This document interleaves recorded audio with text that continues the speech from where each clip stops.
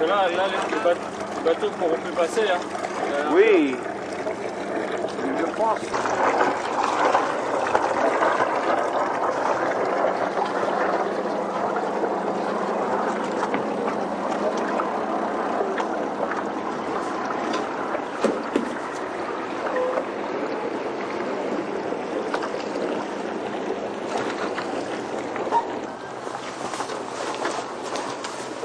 J'étais dans l'eau cette nuit.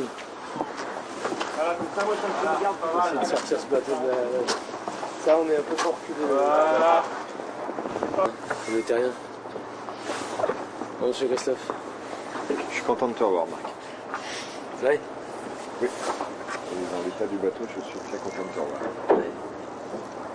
C'était la... En plus, c'était une belle... C'est bon, je suis d'accord. J'étais content dans la bagarre.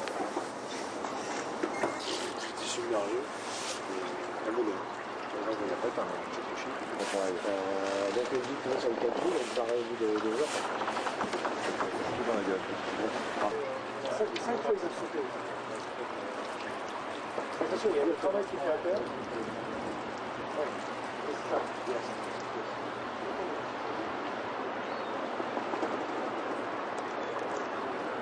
Mais attention, ça fait des sacrés chevaux. C'est pas du... Naturellement, les archives savent bien faire la coque. Non, en fait, allez, c'est long, hein, une déception comme ça, c'est à la hauteur du projet.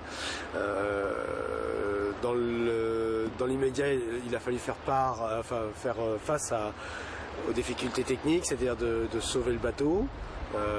L'intégrité de la coque, on va dire, de DCNS, de mettre tout en route pour qu'on puisse, je puisse pas être un fétu de paille au milieu de l'océan, parce que sans mât, un voilier, c'est plus grand chose, on va dire, c'est plus qu'une coque, et on est très bas sur l'eau, et il y a beaucoup de cargo, et après de le ramener à bon port, comme tout marin doit faire son travail, c'est-à-dire de sauver son embarcation, et puis ce bateau, c'est le bateau de 13 000 personnes, et c'est et plus même, et c'est surtout un projet de 3 ans, quoi. Donc le mât c'est une chose, mais la coque, il faut garder la coque intègre.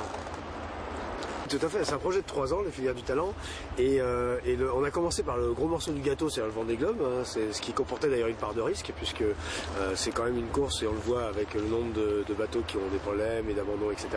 C'est une course qui est jamais anodine, c'est beaucoup plus... Le Vendée Globe, c'est presque 9 transats d'affilée, donc c'est pas une petite épreuve. Après, dans le cadre du projet de la transmission, il y a donc le jeune skipper, mais il y a aussi toute la partie compétences et des apprentis. Oui, notre priorité c'était d'abord de tout mettre en œuvre pour accueillir Marc à son retour avec le monocoque, sachant que Marc effectivement a tout mis en œuvre lui de son côté pour sauver le monocoque, et donc d'où le choix du retour à la Corogne. Oui.